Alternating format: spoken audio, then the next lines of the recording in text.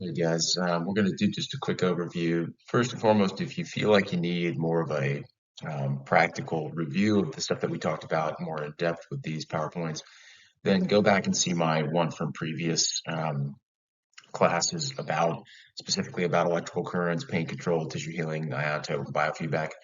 That one's online. I posted the link in Brightspace, so look at that. That's more along the lines of like 30 minutes long, and that'll give you an in-depth review of the PowerPoint material. I'm going to just go over and use this as our study guide for the quiz coming up next week, just to talk about some of the primary constructs for the questions and what's going to be on the quiz. So this will be a much shorter video. So like I said, if you need that extra little something, go back to the other PowerPoints. So things to know for this quiz. Please know definitely the definition of TENS, understand how TENS works on the gate control theory, and this is the primary reason why TENS works, but it also has to do with the opioid release. So there's two types of TENS we'll talk about. Each one has a sort of different method of trying to alleviate pain. So TENS in a conventional sense is going to work on A beta fibers and the endogenous opioid system. So we'll talk about that. Just know that those are the two mechanisms. You guys know the gate control theory. Just understand how that's important and how it relates neurologically to the limitation of pain, the modulation of pain using modalities, specifically TENS, and some of the other ones we talked about. Know the difference between what is conventional TENS. This is in your Physio U, all this stuff. Know the difference between conventional TENS and what we're going to talk about, which is high rate TENS, in terms of the pulse duration, the pulse frequency, the amount of amplitude that you're going to produce in terms of just sensory amplitude, and the effectiveness of the TENS, how it works and how long it works. And there's a great chart coming up that will synthesize all this, but we want to know the difference for sure between high TENS and low rate TENS. So the primary difference is going to be the frequency, right? The frequency, the beats per second or the pulses per second. How many pulses per second? We had a significant number of pulses per second, 1 to 150 with high rate TENS. Low rate TENS is significantly less. That's why we call it low rate, 2 to 10. Okay, so understanding again the difference between high rate TENS versus low rate TENS is with low rate TENS, you're going to get motor activation. And this is to stimulate the endogenous opioid system to release. And because of that stimulation, where high rate TENS is going to give you relief for maybe while the machine is on, let's say, and then sort of waning off once it's turned off. The low rate TENS is going to give you an effective pain control release mechanism for 4 to 5 hours after. So that could be useful for your treatment intervention. All right, so let's look at, here's high rate TENS versus low rate TENS. As long as you know the fundamental differences between these two, understanding that burst mode is a way of modulating the pain, not going to be too crazy on that. This is a great graph to illustrate the fact that we have a difference in the frequency of high rate TENS and low rate TENS. Here is our high rate with many, many pulses per second. Here's the low rate with much fewer pulses per second. This dictates what a burst mode with a burst duration and an interburst interval looks like. So if you need to see with the burst mode, I'm not going to hang too much attention to that on the quiz. The other thing we can see here is the pulse duration or the pulse width is wider with low rate TENS than it is with high rate TENS. So with high rate TENS, you have many more pulses per second, or pulse frequency or pulse rate, right? And you can see this dictated here, lots of pulses in a given time period. Low rate TENS, you have much fewer pulses per second, so the pulse rate or the pulse frequency is fewer, but the pulse duration, right, or the pulse width is much longer than here. Okay, so those are visual depictors of what we'll see on some of the charts coming out here. Electroacupuncture just means you can electrify acupuncture needles. Here are clinical applications. So we'll see this synthesized in the chart. Acute pain, mostly sensory. You're going to use typically your high rate TENS. Chronic pain, mostly motor. You're going to use your low rate TENS. Just as a rule of thumb, high rate TENS is for acute pain, low rate TENS is for chronic pain. Doesn't mean that it's always used that way, but it's going to play into some more contraindications. All right, so with a low rate TENS, because it acts on the motor level, you don't want to engage this when muscle tissue or active muscle tissue healing is occurring, right? So muscle tendon, muscle tear. So you don't want to disrupt the healing. So acutely, Low rate tens is going to be contraindicated. We're going to cue towards high rate tens. If you need this, go to PhysioU. All of these PowerPoint graphs are going to reflect the basic information on these charts. So, we literally have like 10 PowerPoint pages for a chart that can be synthesized in one single page. So know the frequency differential between low rate and high rate tens. Know that there's a sort of an inverse relationship with the pulse duration, right, between low rate and high rate tens. Understand that we're using a sensory amplitude versus a small muscle contraction amplitude.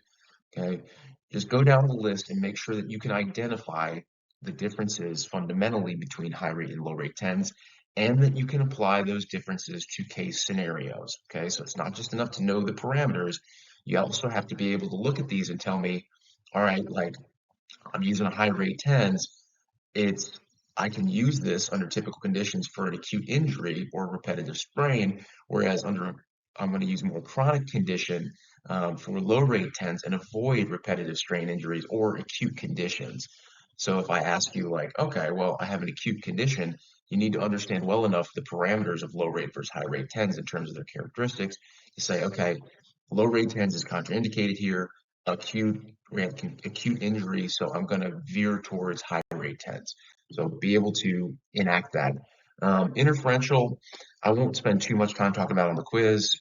Just understanding there's two independent frequencies that are slightly different that create a modulated frequency in the middle of the treatment area. We call that the beat frequency. Okay, the beat frequency is the different carrier frequency made from the two different frequencies.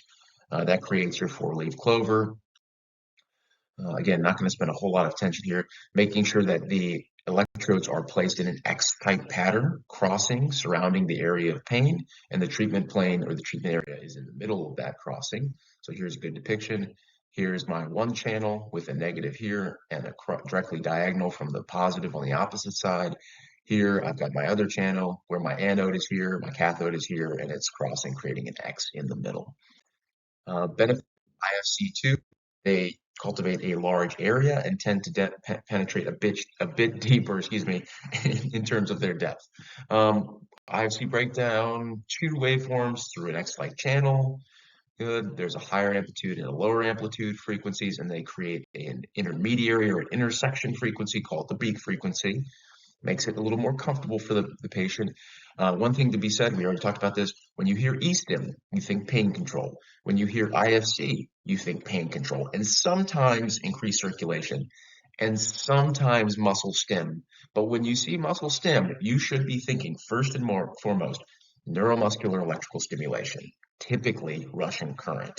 Okay, so pain control is going to be primary for IFC and tens. The biggest differential I would say is that it can be a little more comfortable for the patient, and we can use IFC sometimes with a circulatory component, right? For let's just say like some kind of active inflammation, versus again, we can do it on active inflammation because there's no motor response, or a body part that is bigger, right, or larger in area.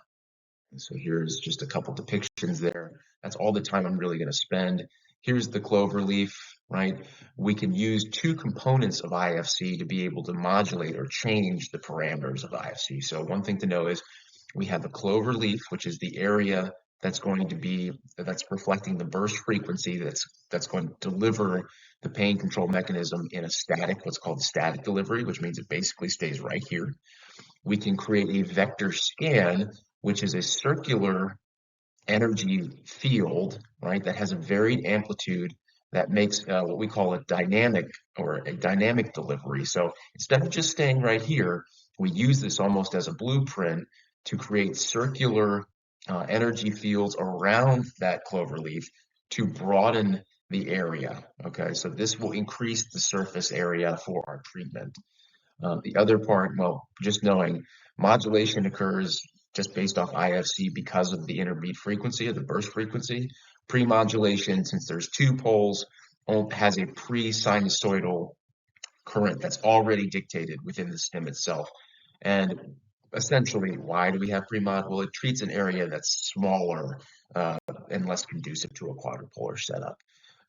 So again, We have a vector scan, which helps to increase the surface area surrounding the area of the beat frequency from a dynamic perspective.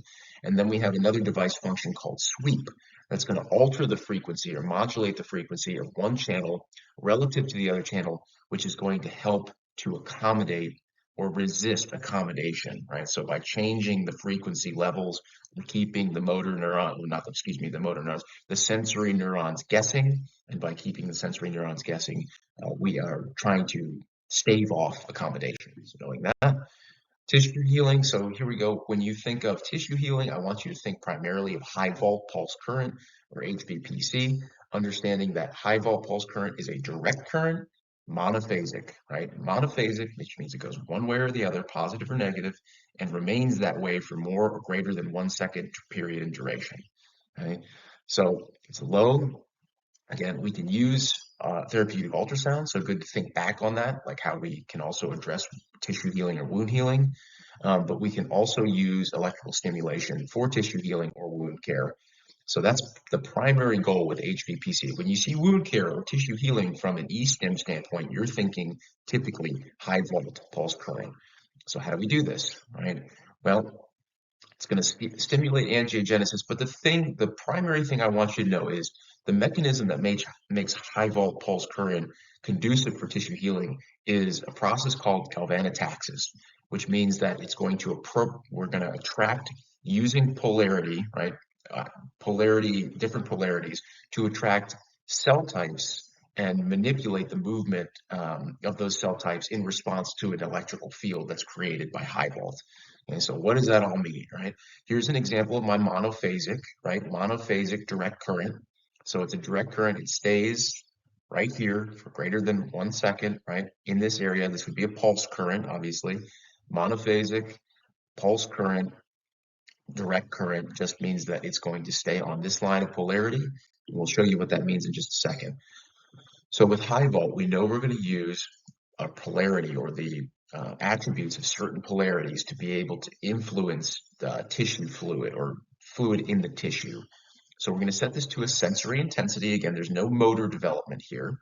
And how do we know what side to set it on? Are we going to use a positive direct current or a negative direct current? Well, the way we're going to know that is we're going to select an electrode that's either going to bring healing tissue towards the area, healing tissue, healing fluid, healing proteins towards the area, or disperse healing proteins away from the area, okay?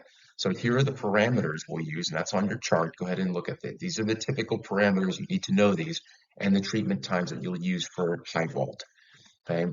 What you also need to know is when to use which in terms of anode versus cathode. So like we discussed in lecture, know the difference. I'm going to use a negative electrode in the first stage, right, to promote healing of inflamed or infected wounds.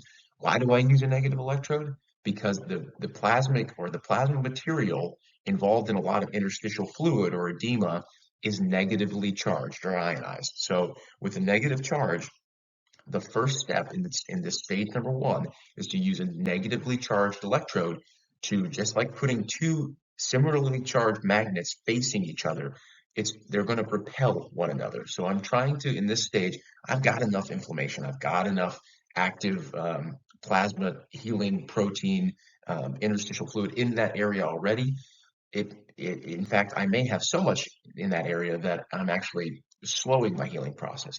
So stage 1 is to get some of that out of there. So we're going to use a negative electrode, which is of the same charge as a lot of that plasma protein in the area, to dispel that away from the area and help to effectively reduce the inflammation. Once we're out of the inflammatory phase, it goes into positive electrode to help to try and draw some of that good material back to the area. Okay, so that's fundamental. Yep, goes around the wound. That's kind of a nasty picture. That's how it works. So high volt, you're thinking wound healing, tissue healing, using aspects of polarity that we call galvanotaxis to address different phases of wound healing, and that those phases are going to influence what parameters we use in terms of our direct current, which is either negative or positive. Remembering also that is a monophasic direct current with high volt, okay? Iontophoresis, same thing here, except now we're using electricity as a mechanism to be able to push medication into the skin. So there's still a polarity component we'll talk about in a second, But what you're going to end up doing is you're giving a unidirectional flow of ions to be able to push, and a low amplitude current, usually 1 to 5 milliamps, to be able to push a medication into the skin transdermally. Right? So this works really well because we can introduce a drug to a localized area at an effective and predictable rate. And we don't have to go through like a systemic effect like we would by introducing gastrointestinal or just taking a pill by mouth, let's say, right? Take a pill by mouth, you're going to get a systemic effect. You can't just localize it to the area. Here, we can sort of modulate the treatment to treat an area specific to a particular place. So it's useful for inflammatory conditions, depending on what medication we use, like point inflammatory conditions like lateral condylitis, but patellar tendonitis, things like that. But you can also get a wide range of potential benefits like analgesia. You see the list here based on the medication that you use. All right, so how do we know what to use, right? So we've got the red lead. Start to make these in your mind, right? Positive means anode, negative means cathode. All right, so we determine which one, anode or cathode, to use based on the polarization of the medication being administered. So dexameth is a negative, lidocaine is a positive, right? So, and the dispersive is going to be the electrode that collects the current. You'll see a picture of this. So what you end up doing is you pick depending on the medication, you're going to pick your ionization, either anode or cathode, apply the appropriate electrode to that treatment pad, and it's going to use that repulsion of like ionization to be able to push the medication into the skin. Right, so here's how it works. In this case, we'd be using something like, let's just say this is lidocaine because it's positively charged. This is the treatment pad, right? This is where I'm going to put my medication, the medicated pad. Once I turn the machine on with a low milliamp, it's going to repel these medicated ions into the skin, into the blood vessels, right? And that's going to be how we use the positive anode pad to be able to push a positively charged medication into the skin. The medication is pushed down into the skin and hopefully absorbed by the bloodstream.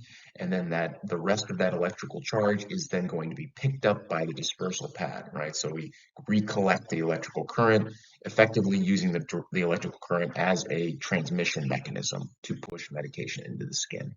So there's all the indications that we can use depending on the types of iontophoresis med we're using, whatever medication we're dragging into the skin. As always, know the contraindications. Go back to your list. Okay. Biofeedback, last but not least.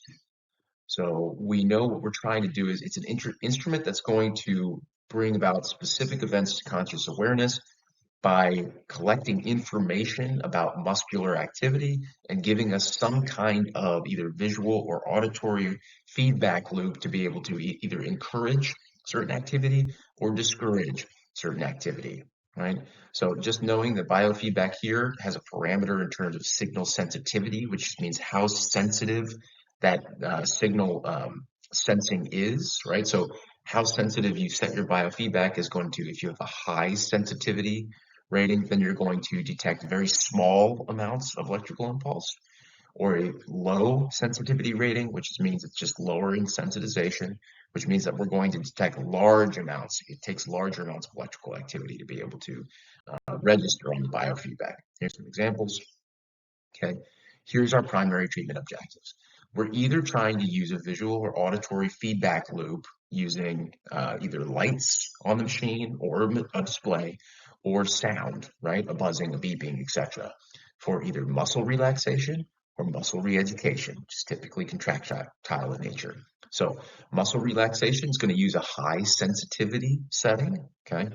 We're going to get muscle contraction obviously has an electrical component to it. So that's going to be tied to the visual auditory feedback.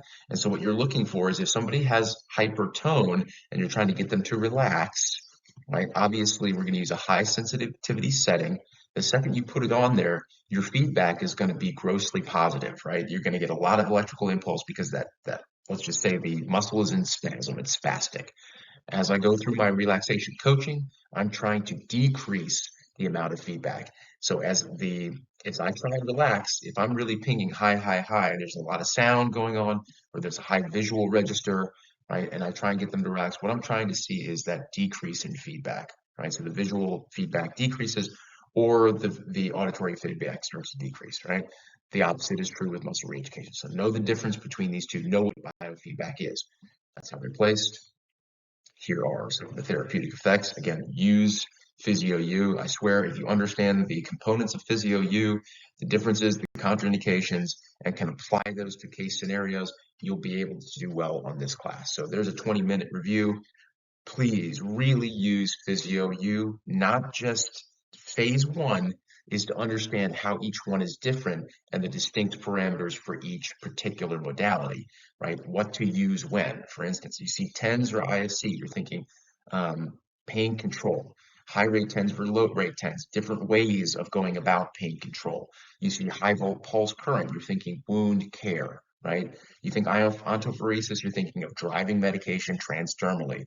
You see biofeedback, it's either trying to stimulate contraction or stimulate relaxation by bringing the patient's conscious awareness to the motor mechanisms behind either their spasticity or whatever it is you're trying to impact. So start there and then start to think as your clinician. Say, okay, what would be a scenario that I would use this? Or if I had a patient that had this, which one would I use? Because those are the types of questions the board will ask, and those are the types of questions that I'm going to ask on your quiz and on your final moving forward. Good, so hopefully this was helpful. I'm going to do one quick one on traction, and that'll be it for your study guide for quiz number 6.